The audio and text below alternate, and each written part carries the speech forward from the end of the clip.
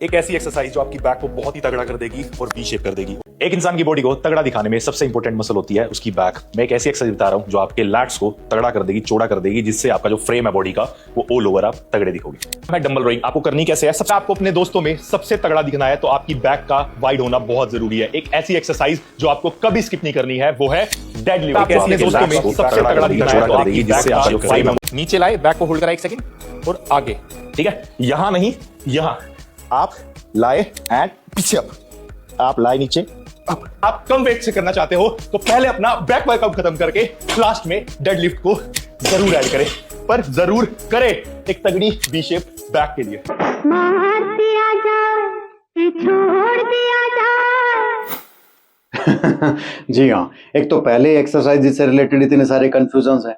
कुछ लोग इस नियत से ज्ञान प्राप्त करते हैं कि हम उलझी हुई गुत्थियों को सुलझा देंगे, और दूसरी तरफ कुछ लोग इस नियत से काम कर रहे होते हो कि ऐसे ऐसे सुलझा देंगे, हम है ना सुलझी हुई गुत्थियों को फिर से उलझा देंगे। तो सबसे पहले बात कर लेते हैं, आपको ऐसा क्या करना पड़ेगा जिससे आपकी इतनी चौड़ी और वाइडर वी शेप हो जाएगी, है ना?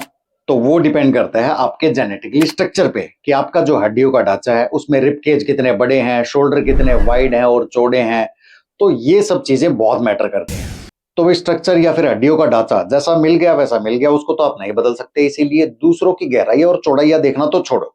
हाँ, लेकिन उस स्ट्रक्चर के ऊपर जो मसल्स हैं उनके ऊपर हम काम कर सकते हैं।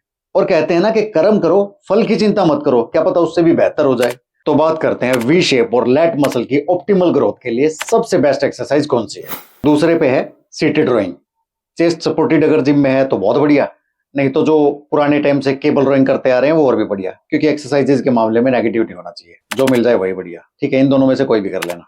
और वन आर्म डंबल रोज भी बिल्कुल बुरी नहीं है, लेकिन इस तरह से नहीं करनी है क्योंकि यहाँ स्पाइन स्टेबल नहीं है, इस तरह से करनी है। At the bottom and reach your arm towards the ground, then roll the weight up towards your hips so you can fully stretch and contract your lat. और केबल पुल ओवर आप लोगों को बाहर से करनी चाहिए, क्योंकि बहुत सारे लोगों को शोल्डर जॉइंट में डिस्कम्फर्ट फील होता है जब वो रोप के साथ करते हैं।